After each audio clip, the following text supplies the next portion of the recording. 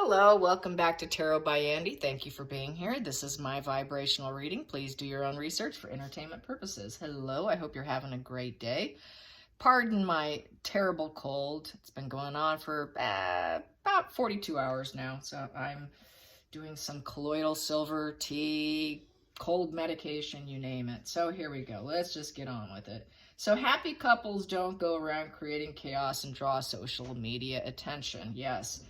They just go about their business with bliss, right? That's basically what you can spot when you see a couple that's not doing so well, is they do tend to stroke their mate publicly. I've seen it many times on Facebook throughout the years where one mate will stroke the other one. Usually that's probably the narcissist who's playing on the side and saying how beautiful their wife is over and over and over. Maybe the wife needs it because the wife is the narcissist. One case, it was that. Another case, it seemed like it was the husband stroking the wife because he was cheating on her.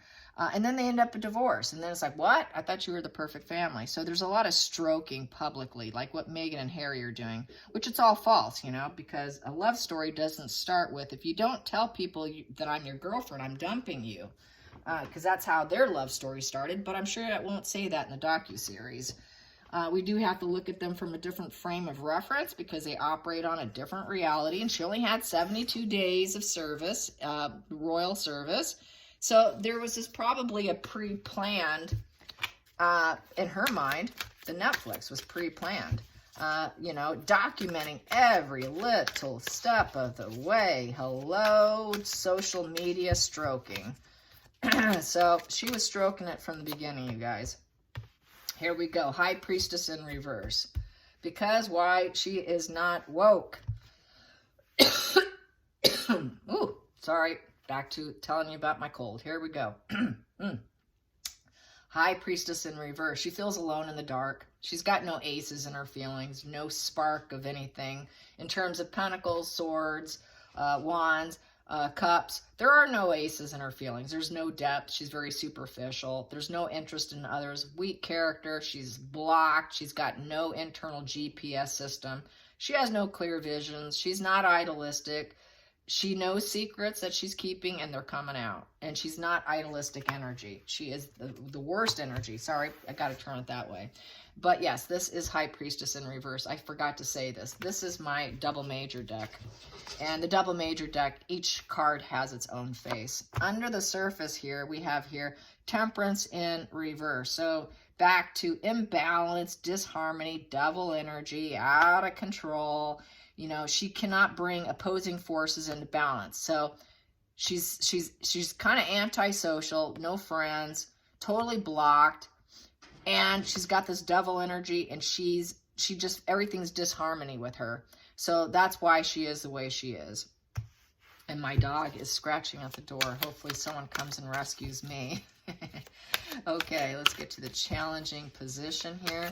Challenging position, that popped. We have here is the Fool in reverse. You can see there's the R there. Drowning. So the challenging position is they're drowning on their path. So they're not feeling too happy with seeing the Earthshot prize events.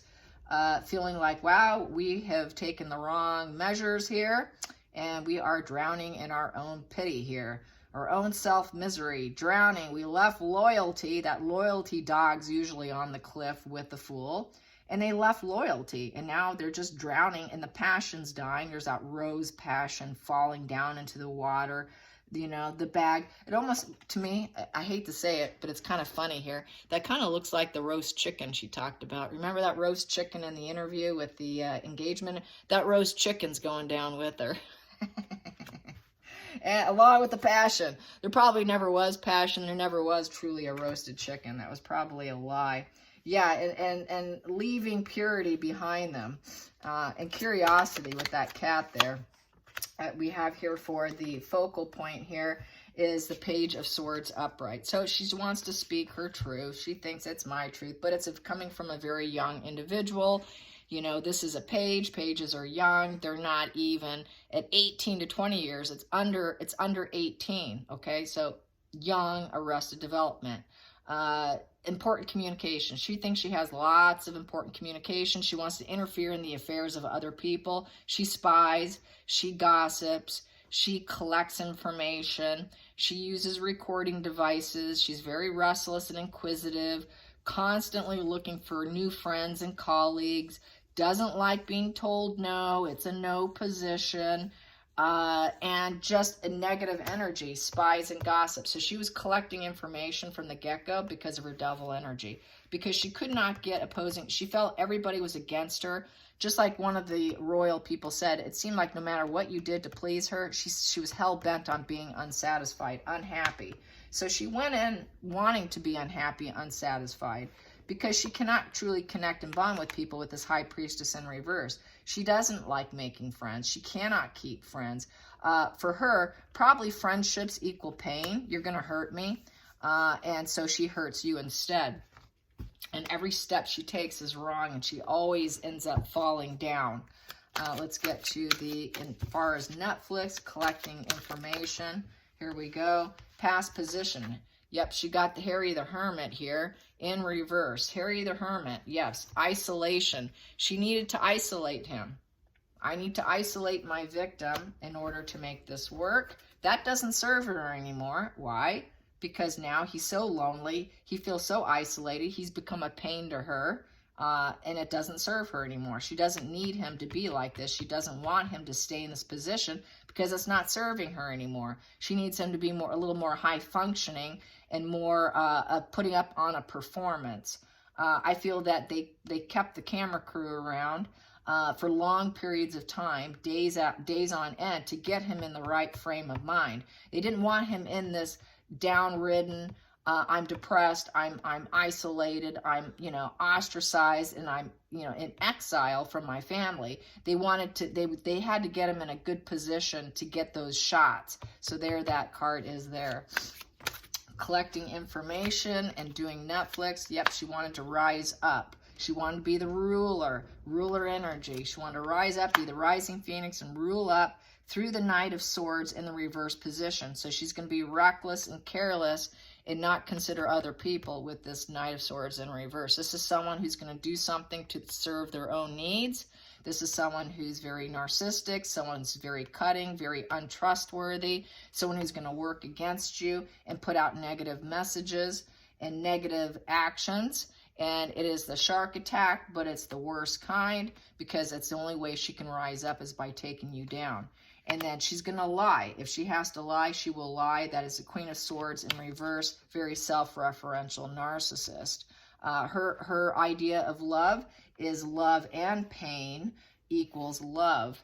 I must create pain in order so I can truly rise up. And that there's this weird thing with them with love and pain. You must create pain with me also. Love is pain. As we do know, love does hurt, but with them, it's even on a more severe cutting nature, because we have here a Knight of Swords and a Queen of Swords. So it's very, very cutting.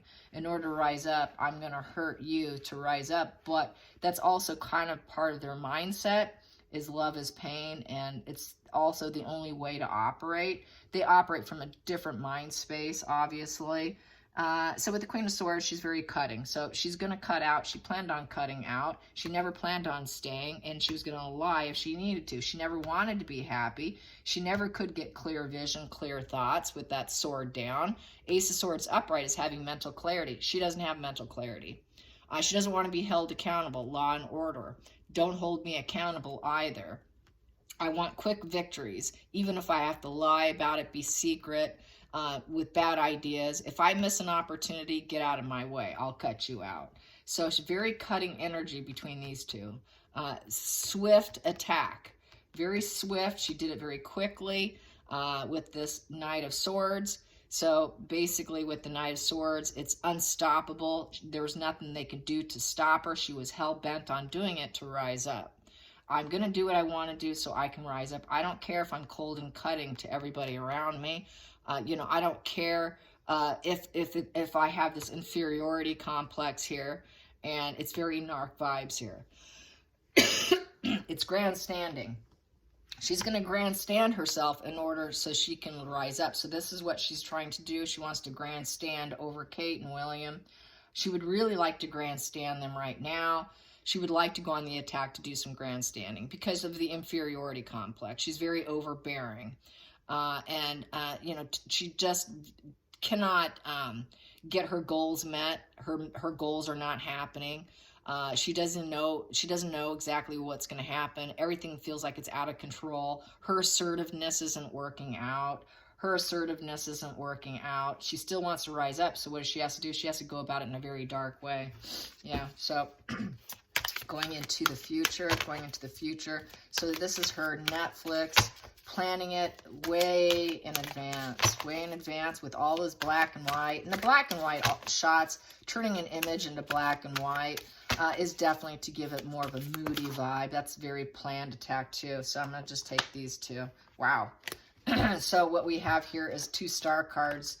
She still wants to rise. She still wants to act like she can heal, get some attention, but yet she probably is uncertain. So there's this wishy-washy feeling here between the upright and the reverse. Crazy. So one here, she feels like maybe I can renew myself here with the life force of the upright position, and then the reverse as well. But I'm insecure and I'm depressed and I'm discouraged. I'm ignored. I'm not getting what I want. The transformation's not happening. So she's hopeful that she can change this. So she still wants that. She still wants that healing of herself, of fame, optimism, having long-term goals and getting it, but she's realizing that this is not likely to occur. So she's still going to aim for it, but not likely to occur. Yeah. Not likely, Markle. It's past her prime. And she's past the age, too. She's not some young woman. No one cares. So then we have here the death card. Yeah, she knows it's basically over. It's all over. It's over and done with. So she's watching this on TV, seeing the interview, seeing that gorgeous, long, you know, bright green dress, just streamlined and looking amazing. And she rented the gown too. So she's not spending $100,000 on a gown to look good. She rented it. She's done and over with. She knows it. She knows she's not going to go from a cocoon to a butterfly. That transformation is unlikely. She's very skeptical whether or not she can transform herself or not, or is it dead and over with, just like with the 2 star cards here. Yeah, you know, she still would like it, but it's not likely to occur because we got these two and we got this here. It almost says the same thing with the death card and then these two together. Basically, it's can I? Not likely. Can I? Probably not. So she is definitely hitting doubts now, finally, because usually I get that she's so relentless. She just keeps pushing. So this doubt starting to really creep in right now with the Earthshot. She's really starting to doubt herself, which is a first. I usually see her being so relentless, nothing holds her back. So it's really starting to get to her now. Outside influences. Outside influences, yeah, not feeling loved by people. The Knight of Cups in reverse. The arrival of love is not coming. People are not loving her. That sensitivity is not there. The empathy for others to uplift other people, invitations from the heart are not coming. Instead, she's the heartbreaker. She's the seducer. She is got this fanaticism energy. That is a fanaticism energy. Mood swings. She's not getting the love messages coming from the world. So she's not getting the love Kate is. So this is why she's feeling like it is done and over with. I am so done. Why is she getting it and I can't get it? It's called loyalty. That's what it's called. She doesn't have loyalty. Loyalty and hard work. Okay, let's get to the next position. The hopes and fears. Hopes and fears. Hopes and fears. Hopes and fears. There we go. That popped. Hopes and fears. Well, she would like it to all come to an end. Yep, she would like completion and success with the world, but she's realizing she'll never be what Kate is. She'll never be what Kate is with this Queen of Pentacles in reverse. So she's irritated. She's trying to detach herself from the situation. She's dependent. in the world. She's dependent on the world loving her, dependent on the world giving love messages, but she's not getting them. So she's got a lot of anxiety. There's that, she's feeling like she's going to explode at any point in time. She probably is exploding. She's got the savior complex.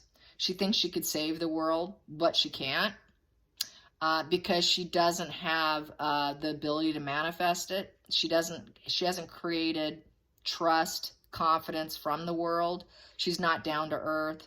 The Queen of Pentacles upright loves animals. Animals don't like her. She's low vibe. She's an irritant. She can't make things happen. She's not big-hearted. She's superficial. She's superficial and shallow. She's not earthbound female, where she's earthy and warm and accepting and nurturing and can master things on a physical plane. She doesn't have the ability, and it's picked up through Kate, but not on Markle. And that's why Markle's not, because Markle is self-referential here with that Queen of Swords checking herself out.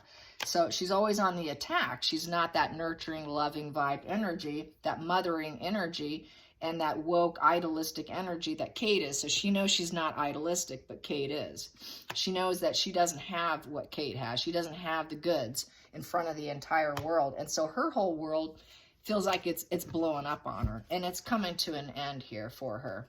She's starting to recognize it.